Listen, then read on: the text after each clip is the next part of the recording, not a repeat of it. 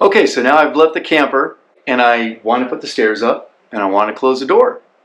What do? Right. Stairs up. Door closing. Door closed. That's it. Now I can walk away, do whatever I want to do. Pretty convenient, right? Hey, Casey here, back with you on another DIY Expedition Camper build video. This time I'm going to add a little more to my last video where I had my slide out entry deck that both swings up and slides out, but also my stairs come down automatically, and also I'm going to go into this video how my entry door actually electrically holds open and also auto releases. So you can see a little more about this. Look forward to sharing. There's a lot of little steps and everything into that. I wanted a way that I could both fold up the stairs from inside the camper, such as that, slide the deck closed, swing it closed, all that, and also be able to actually retrieve the door. I don't have to go step back down outside to go do that. So in case the weather's really inclement, I don't want to go outside for some other reason, so I can go ahead and release that. So let me show you how that works. What I've done here is basically put an electromagnet on the end of a little tiny actuator. The actuator comes out because it needs to in order to reach the door when it's in the open position. Electromagnet, of course, to clasp it. And this is how this works. Voila! So now the door is held in the open position. Now, of course, there's some bunch of green tape still here just because of protect it from scratch and stuff, as I've still got a lot of construction going on inside, going in and out. So now, if I'm inside the camper and I want to go ahead and release the door so that it closes, I'll show you.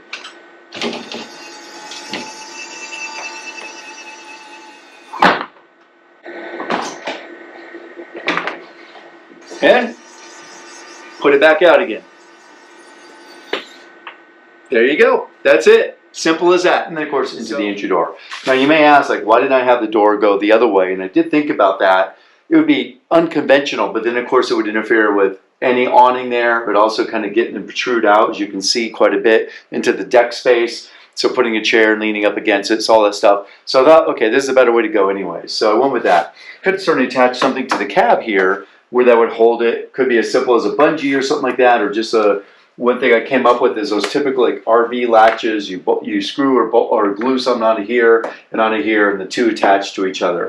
And I thought about that. And what I didn't like about that is then if I'm ever inside the camper with the door open, because nice breeze or whatever, some light and stuff, and now all of a sudden it's starting to rain, and wind picks up, I'm wanting to close it.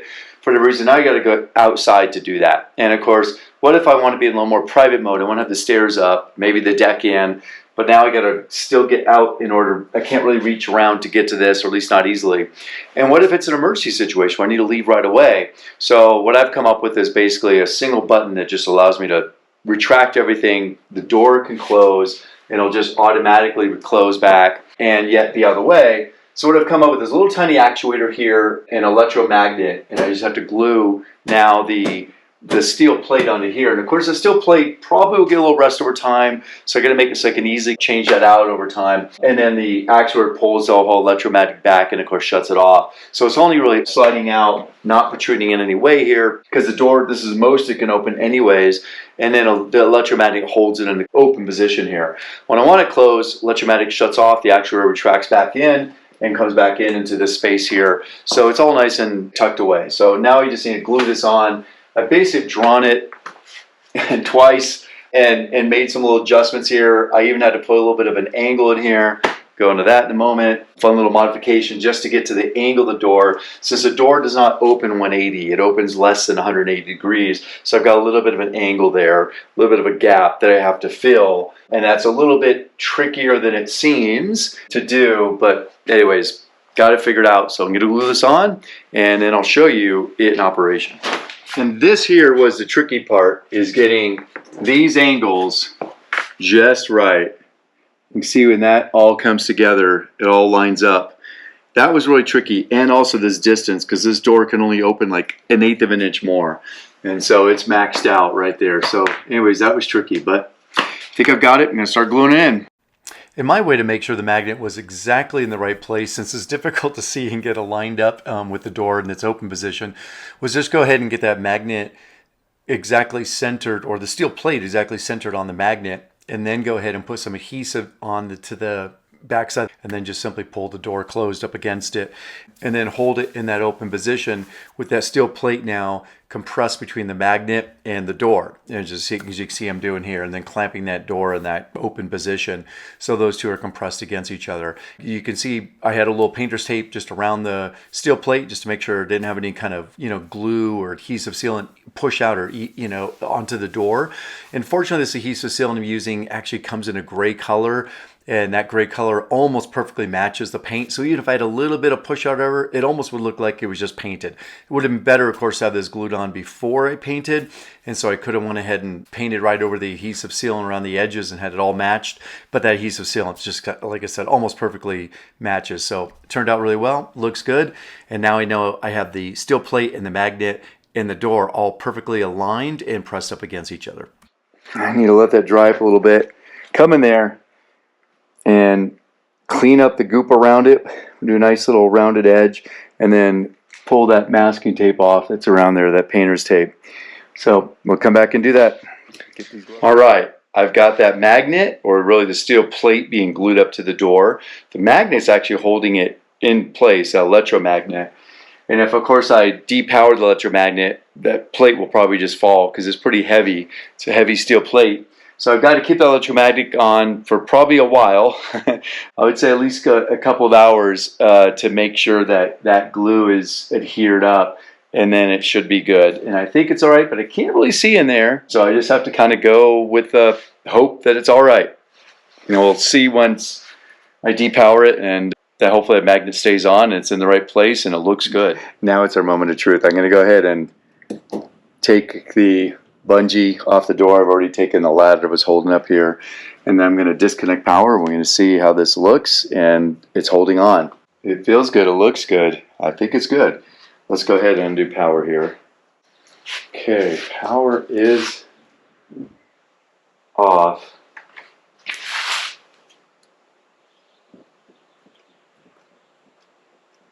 And yet my door is stuck.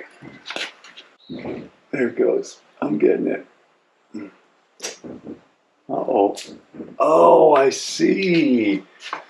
Oh, man. It was all this adhesive in the hole there. It's still wet. Ugh. Darn it. That's what was holding on. Clean that off. Probably just going to let this dry and then scrape it off because it's still wet. Okay. Good. I think we're getting there. I can clean this off as it dries. Well, magnet looks clean. It's nice and tight. I could probably do a little cleanup with a little bit of bead around a couple edges there and clean that up. Let's take a look.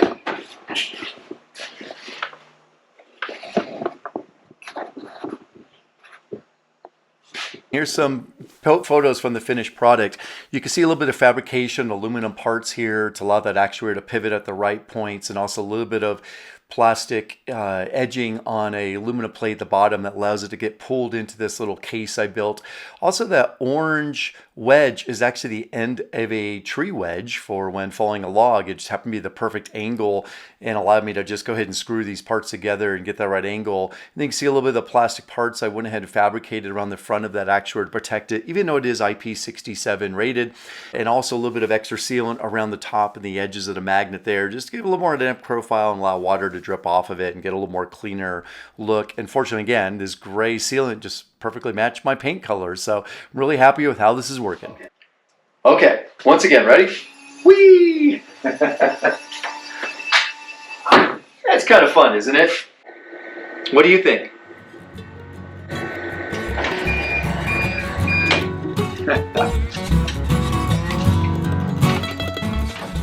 All right, so that worked out great. Now in my future video, I'm definitely going to show you a little bit how to wire this up, and also how I wired up all these other actuations I have in my camper, such as the solar slide out that actuates on both sides, as well as also the rear door that opens up, and also the deck actuators and how they open and close and swing up and so forth, all up a single wireless trigger or wired trigger.